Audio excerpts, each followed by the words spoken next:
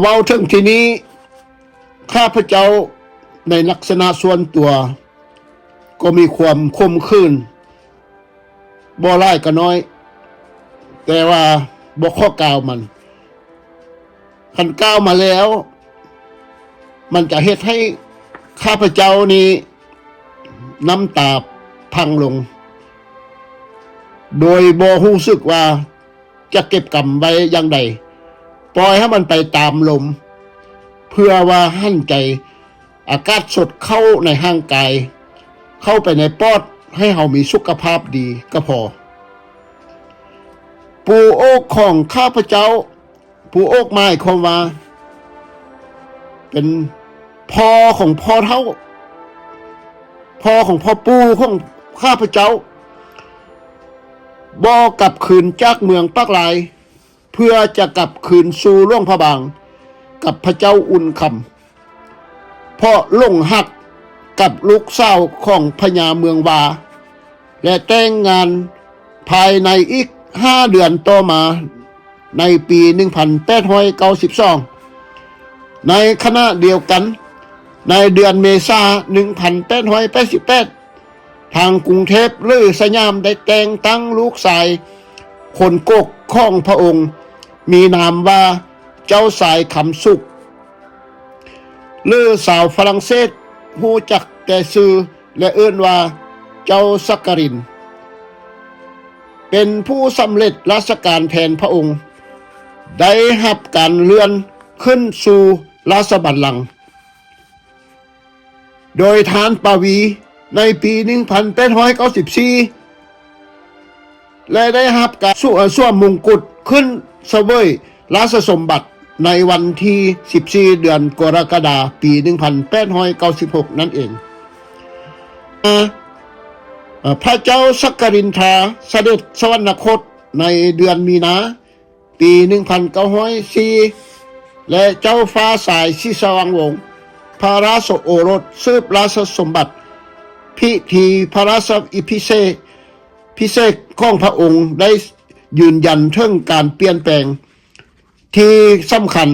ในกฎมนเทียนบานสืบราชสมบัติสันติวงศ์ในลาว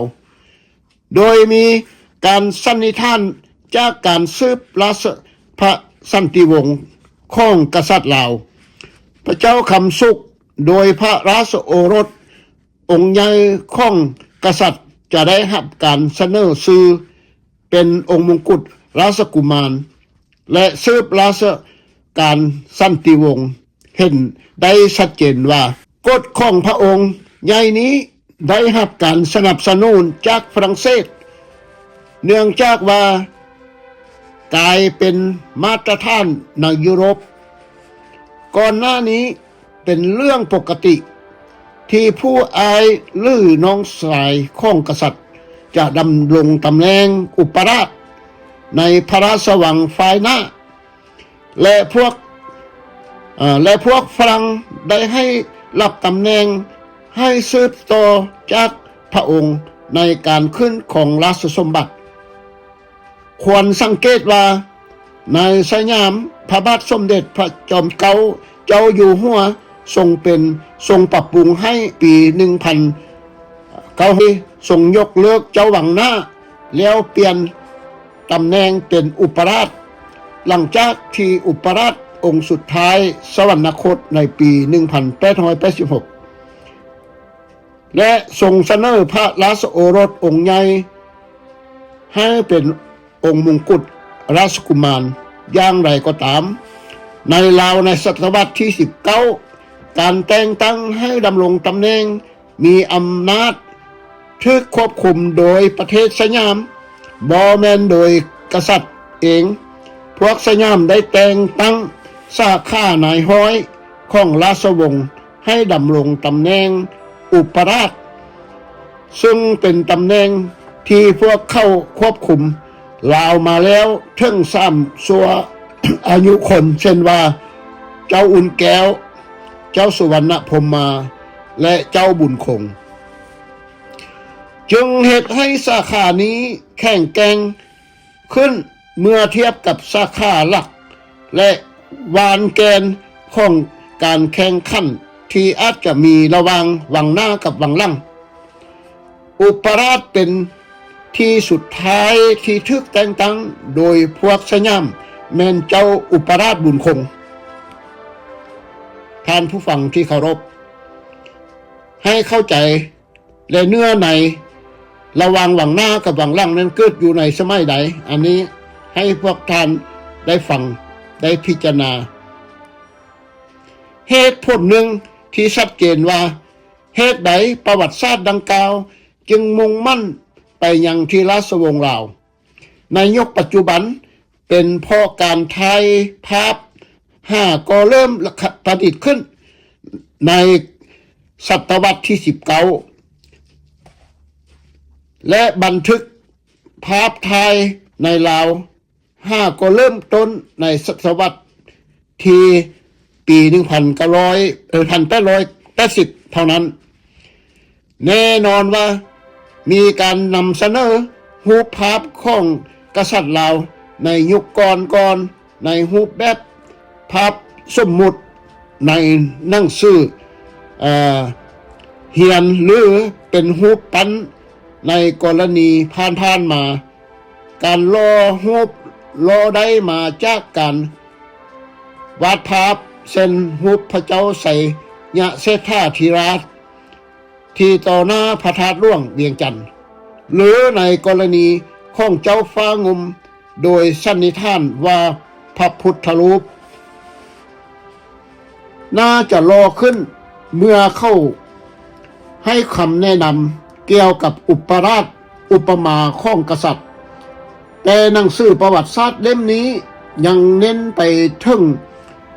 ที่ยุคสมัยใหม่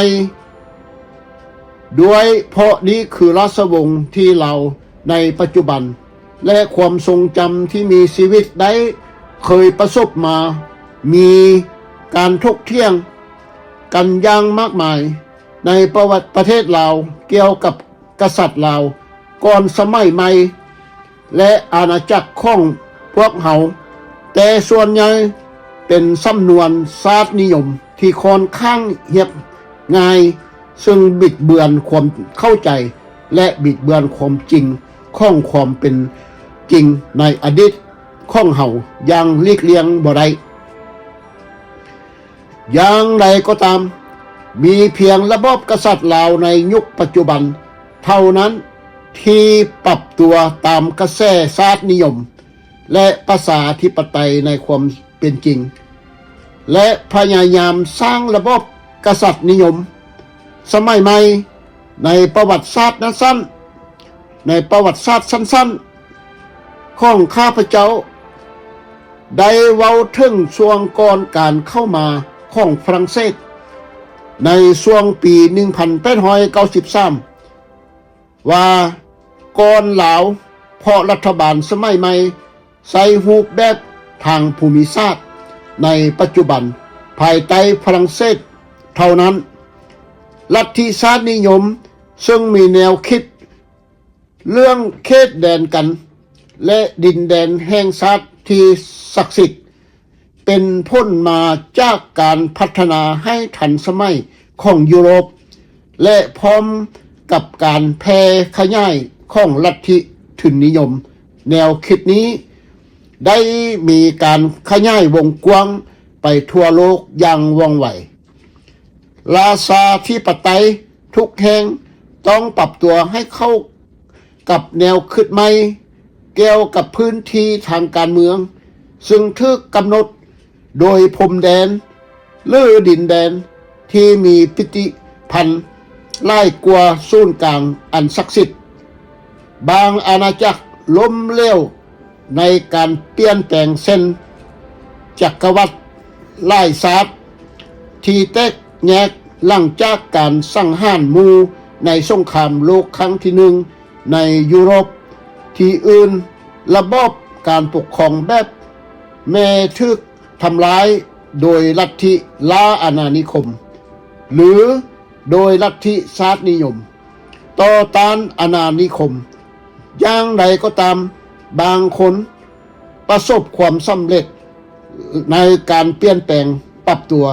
เองเป็นสถาบันพระมหากษัตริย์ ของศาสตร์และกลายเป็นสัญลักษณ์ของศาสตร์